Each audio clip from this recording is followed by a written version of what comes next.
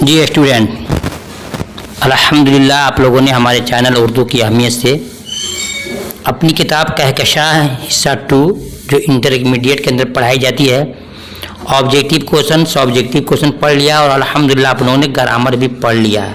इन तमाम चीज़ों के वीडियो प्ले लिस्ट में अपलोड है, जाकर वहाँ देख सकते हैं। बिल्कुल हर एक चैप्टर को हमने ऑब्जेक्टिव और सब्जेक्टिव एक वीडियो में कर दिया है और ग्रामर को हमने अलग अलग 10 वीडियो में पेश किया है। जो स्टूडेंट इसको पढ़ लेगा इंशाअल्लाह कभी भी वो नंबर कम नहीं लाएगा। इंशाअल्लाह उसका नंबर 85 से नंबर होगा और 19 प्लस चाहते हैं तो आज के लिए आपकी वीडियो बहुत अमर ख़ास है। इम्तिहान में आपको 3 से 4 ऐसे क्वेश्चन आते हैं तो खुलासे के तौर पर आपसे नज़म या गज़ल के मांगे जाते हैं। आज से मेरा सेशन शुरू हो रहा है नज़म और गज़ल का खुलासा। आज देखिए, आज पढ़ेंगे नज़म मुतशायर का खुलासा और साथ ही में पढ़ेंगे नज़म क्वारंटीन का खुलासा। ये दो चीज़ का खुलासा आपको सुनाएंगे हम, जिसमें काफ़ी आपको फ़ायदा होगा और ये आपके 4 नंबर से 5 नंबर के क्वेश्चन आते हैं। अगर आपने तमाम ऑब्जेक्टिव सब्जेक्टिव को पढ़ लिया है, खुलासा नहीं पढ़ा है तो इम्तहान में आपके नंबर 80 से आगे नहीं बढ़ेंगे। 90-95 का ख्वाब देखा है तो आपको खुलासे को पढ़ना होगा, जो इम्तहान में बहुत ही इंपॉर्टेंट है। और साथ में मैं आपको बता दूँ कि आप चाहें तो हमारे इस स्क्रीनशॉट ले सकते हैं या फिर आप वीडियो के साथ साथ PDF भी आप ले सकते हैं, जो काफ़ी आपको फ़ायदा होगा। आइए शुरू करते हैं। तो देखिए, सबसे पहले आप ऑब्जेक्टिव सब्जेक्टिव हल कर लेते हैं तो आखिर में आपको मिलता है कुछ चीज़ों का खुलासा। आज पढ़ेंगे आप नज़म मुतशायर का खुलासा। नज़म मुतशायर का खुलासा मैं आपको दिखा दे रहा हूँ, साफ लफ्ज़ों में आप पढ़िएगा उसको। देखिए है नज़म मुतशायर का खुलासा। अब ये आपसे इम्तिहान में पूछेगा कि नज़म मुतशायर का खुलासा लिखिए, तो सबसे पहले लिखेंगे, ऊपर में हेडलाइंस देंगे, जवाब नंबर कितना का है वो दिखिएगा, उसको लिख दीजिएगा। फिर लिखिएगा कि नज़म मुतशायर ज़फ़र कमाली की एक बेहतरीन नज़म है। यहाँ तक हो गया। इसको पढ़िए भी, सुनिए भी और लिखने का प्रैक्टिस भी करते रहिएगा, ठीक है। उससे पहले मैं बात करूँ कि वीडियो को मैं फ्लाइट मोड में डाल देता हूँ ताकि कहीं से कोई फ़ोन आए तो डिस्टर्ब नहीं होगा आपको। तो आइए,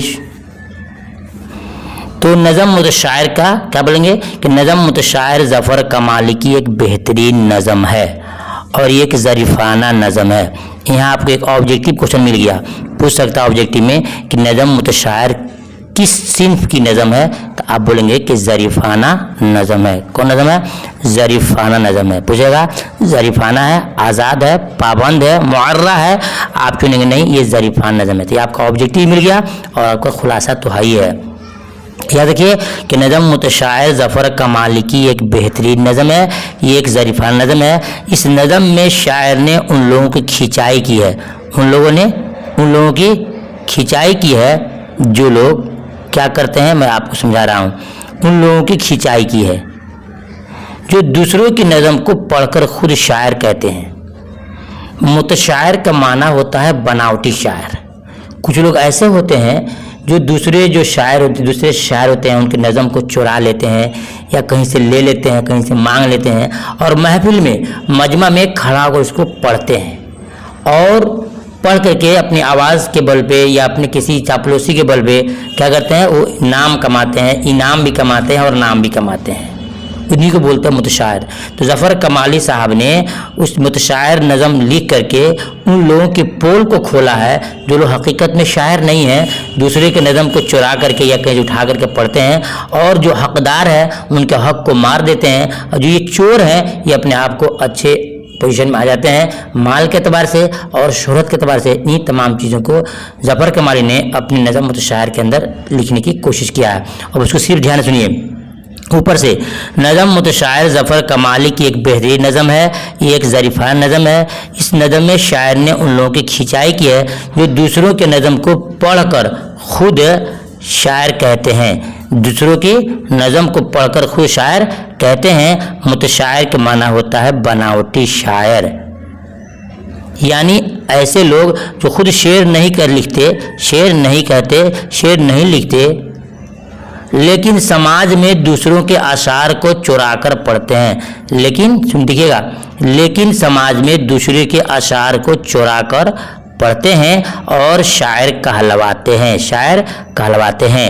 और ये भी कहते हैं कि शायरी में ही नहीं, यानी कि शेर व शायरी में ये चोरी नहीं हो रही है, बल्कि कहते हैं कि शेर व शायरी में ही नहीं बल्कि ज़िंदगी के हर शोबा में ऐसे लोग हैं जो हकदारों के हक को मारते हैं, जो बनावटी एतबार से अहम मकाम तक पहुंच गए हैं, बनावटी एतबार से अहम मकाम तक पहुंच गए हैं। और जो हकदार हैं, जिनका खुद का अपना शायर है, जिनका खुद का अपना शायरी है, खुद का अपना हक है, वो उस फन में वो किनारा कर दिए गए हैं। यानी कि जो असल हकदार हैं उनको लोग हक उनको पीछे कर देते हैं, और जो लोग इसके हकदार नहीं हैं वो लोग मनसब पर फायज हो जाते हैं। ये नज़म उन लोगों पर तंज है, ये नज़म उन लोगों पर तंज है जो हकदार नहीं है, जो हकदार नहीं है। वो ओहदा और स्टेज लिए बैठे हैं, और जो सच्चे हकदार हैं वो बनावटी शायर का है, स्टेज लिए बैठते हैं, और जो सच्चे हकदार हैं वो खाली हाथ हैं। इस गलत रवैये से बचने की राह दिखाते हुए, इस गलत रवैये से बचने की राह दिखाते हुए सच्चे हकदारों को हक दिलाने, सच्चे हकदारों को हक दिलाने की बात कर रहे हैं। इस लिहाज से मुतशायर नज़म एक बेहतरीन नज़म है, इस लिहाज से मुतशायर नज़म एक बेहतरीन नज़म है जिसको ज़फ़र कमाली साहब ने नोट किया और लिखा है। फिर इसको समझ लीजिए, आपको खुलासे में समझा दे रहा हूँ कि मुतशायर नज़म का खुलासा ये लिखेंगे आप कि मुतशायर नज़म ज़फ़र कमाली की एक अच्छी नज़म है और एक ज़रीफ़ाना नज़म है।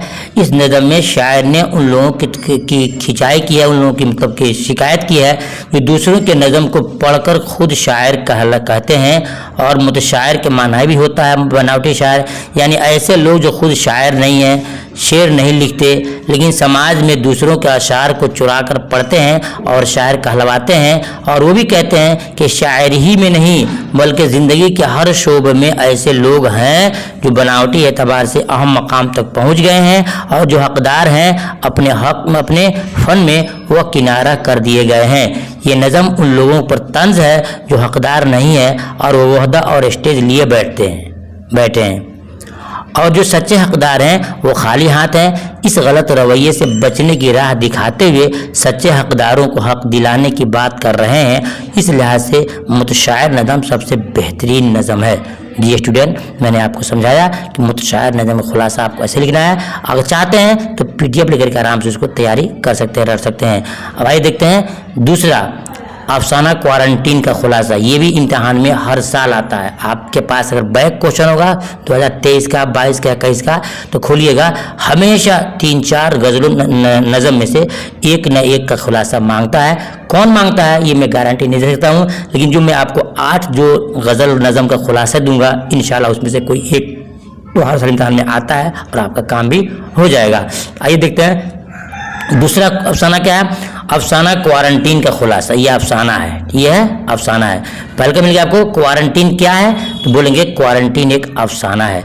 किसका है, तो ये मशहूर एक अफसाना नगार हैं राजिंदर सिंह बेदी, जो लाहौर में पैदा हुए थे, उनका ये अफसाना क्वारंटीन है। ठीक है, अब देखिए क्या लिखेंगे कि अफसाना क्वारंटीन में क्या है। तो ये क्वारंटीन किसे कहते हैं, पहले ये समझिए। क्वारंटीन कहते हैं हर उस अच्छी सुरक्षित और महफूज जगह को जहाँ पर मरीजों को रखा जाता है ताकि किसी किस्म की बीमारी वहाँ पर ना आए, और वो साफ शफाफ जगह होती है, खुली हवा वहाँ मिलती है ताकि मरीजों को कोई दिक्कत और परेशानी नहीं हो, उसी को बोलते हैं क्वारंटीन। क्वारंटीन किसे कहते हैं, क्वारंटीन हर उस जगह का नाम है जहाँ पर मरीजों को सेफ्टी के लिए, हिफाजत के लिए रखा जाता है।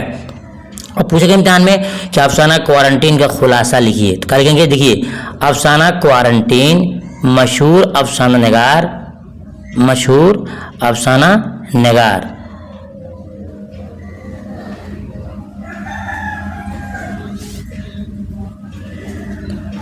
अफसाना क्वारंटीन, फिर सुनिए ध्यान से, अफसाना क्वारंटीन का खुलासा। अफसाना क्वारंटीन मशहूर अफसाना नगार राजिंदर सिंह बेदी का एक बेहतरीन अफसाना है। तो देखिए फिर सुनिए, अफसाना क्वारंटीन मशहूर अफसाना नगार राजिंदर सिंह बेदी का एक बेहतरीन अफसाना है। इस अफसाने के 2 किरदार हैं, इस अफसाने के 2 किरदार हैं, एक में है भागो और दूसरा में है डॉक्टर। यानी कि जो अब क्वारंटीन जो जगह थी वहाँ पर दो शख्स थे, एक भागो था जिसका काम गंदगी को साफ करना, गंदगी उठाना और फेंकना, मरीजों की खिदमत करना, और डॉक्टर का काम था मरीजों का इलाज करना। तो यही अफसाने के दो किरदार हैं, भागो और डॉक्टर। भागो लगातार अपनी जिम्मेदारी को निभाता है, भागो लगातार अपनी जिम्मेदारी को निभाता है जबकि पढ़ा लिखा नहीं है, जबकि पढ़ा लिखा नहीं है। सुनिएगा ध्यान से, भागो लगातार अपनी जिम्मेदारी को निभाता है जबकि पढ़ा लिखा नहीं है, और डॉक्टर एक तालीम याफ्ता है। भागो मरीजों की खिदमत करने में किसी किस्म की कोताही नहीं करता, भागो मरीजों की खिदमत करने में किसी किस्म की कोताही नहीं करता। जो कि मरीज प्लेग बीमारी में थे जिसको हम लोग 2021 में कोरोना वायरस के नाम से जानते थे, जो कि उसको प्लेग बीमारी कहते हैं, जो बीमारी फैलने वाली होती है, लोगों को छूने से लग जाती है। तो 2021 में हम कोरोना के नाम जानते थे, और उसी बीमारी में भागो की बीवी मर जाती है, उसी बीमारी में भागो की बीवी मर जाती है। फिर भी भागो मरीजों की खिदमत लगन से करता है, फिर भी भागो मरीजों की खिदमत लगन से करता है। आगे सुनिएगा, एक मरतबा डॉक्टर ने कहा कि तुमको इन मरीजों को छूते उठाने से डर नहीं लगता। एक मरतबा डॉक्टर ने कहा, फिर सुनिएगा, एक मरतबा डॉक्टर ने कहा कि तुमको मरीजों को छूने उठाने में डर नहीं लगता है, डर नहीं लगता। तो भागो ने जवाब दिया, देखिए मौत तो आएगी लेकिन वक्त पर आएगी। भागो करा है, मौत तो आएगी लेकिन वक्त पर आएगी, किसी के छूने या उठाने से नहीं आएगी। उसका कितना पुख्ता था ऊपर वाले के ऊपर कि मौत आना तय है, लेकिन किसी के छूने से, किसी के उठाने से, किसी को खिदमत करने से मौत नहीं आ सकती है, बल्कि मौत एक वक्त मुतय्यन है, मौत वक्त पर आएगी। इसलिए डरने की कोई बात नहीं। ये डॉक्टर को, ये मुलाजिम, ये नौकर जो है, एक गंदगी साफ करने वाला जो भंगी जिसे बोलते हैं, वो आपको समझा रहा है डॉक्टर को इस बात।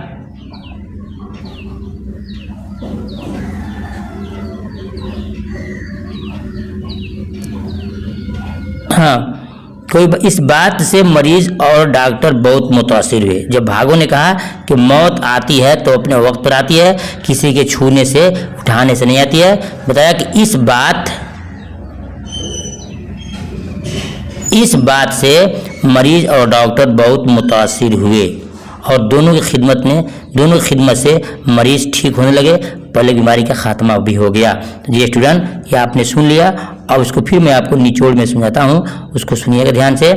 कि क्वारंटीन अफसाना खुलासा लिखेंगे कि अफसाना क्वारंटीन मशहूर अफसानगार राजेंद्र सिंह बेदी का एक बेहतरीन अफसाना है।